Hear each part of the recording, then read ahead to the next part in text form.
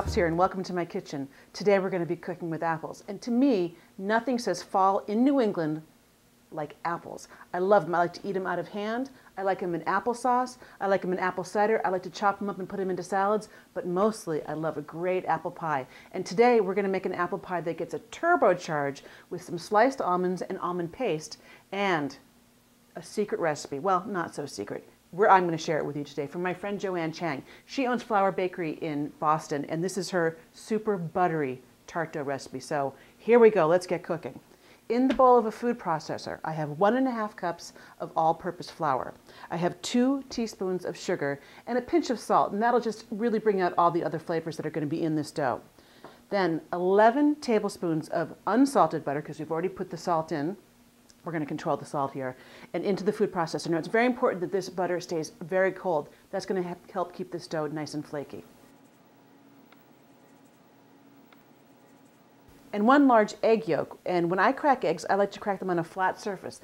That way the shell doesn't crack in and you won't get eggshells in your egg. So crack, and then right in half. And then just using the 2 halves of the eggshell, it's natural sort of scooping action, and the yolk, there it goes. It's giving us a hard time. It's going, and it just separates right from the yolk. The yolk goes into 2 tablespoons of milk, and that's going to make our dough nice and rich. I'm going to mix them together. That way they'll incorporate into the flour. Okay. Now the butter. I'm just going to pulse it a few times so that it gets to know the flour. So there you go. That's just the right size. In goes our egg yolk and milk. And this is important. You just want it to come together. And that is it. Now you're going to probably say, Annie Cops, that is no pie dough. But I promise you, it all comes together and it's super flaky and super tender. I know, it looks like a mess, but this is what we do. Very, takes a bit, gently pull it together.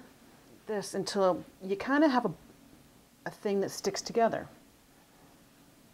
And as it gets more and more looking like a dough, smear it a little bit. And again, like that. And that's going to really make the butter come out in sheets when it's baking. And that's going to make it all the more light and crispy. Okay, and just to pull it all together, a bench scraper is a handy tool, but you can just use your hands too. And there you go, you form a nice ball.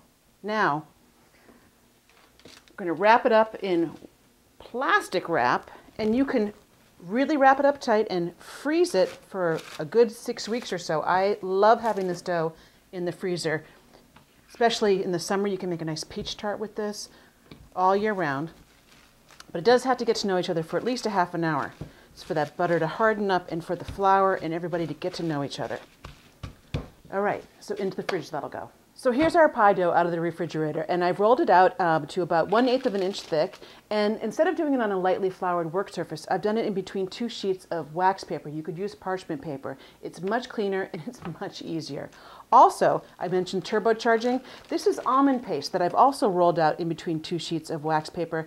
And what it is ground up almonds, and you can get that in the baking section of just about any grocery store. Now, it doesn't matter on either of these if they're perfectly rounded. If they have ragged edges, that's perfectly fine.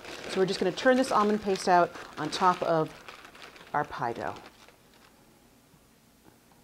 There you go. And it doesn't matter if it's perfect or if it breaks. And now for the star of our show, apples. In this bowl, I have about 4 medium peeled, sliced, and cored apples. I like to use a mix of apples. Use whatever you like. Whatever is your favorite, that's the one that's important. So we're going to arrange them around the edge of our pie dough here.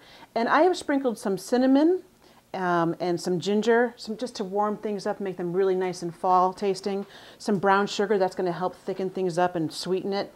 And a little bit of lemon. And what the lemon will do is that'll keep these beautiful apples from turning brown and getting all soggy. Who needs that?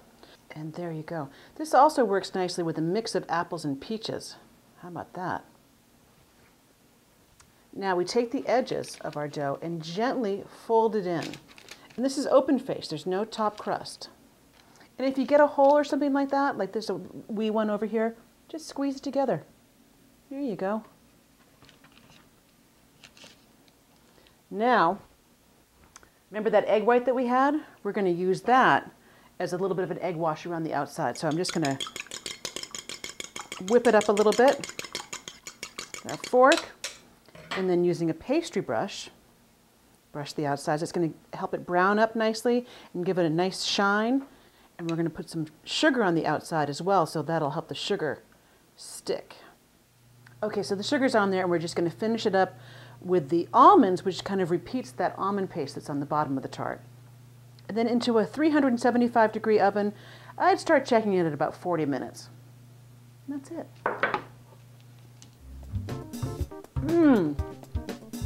This is really delicious. The tart dough is so flaky, and the almonds and the apples, what a great marriage. For this recipe, plus a whole lot more, go to yankeemagazine.com.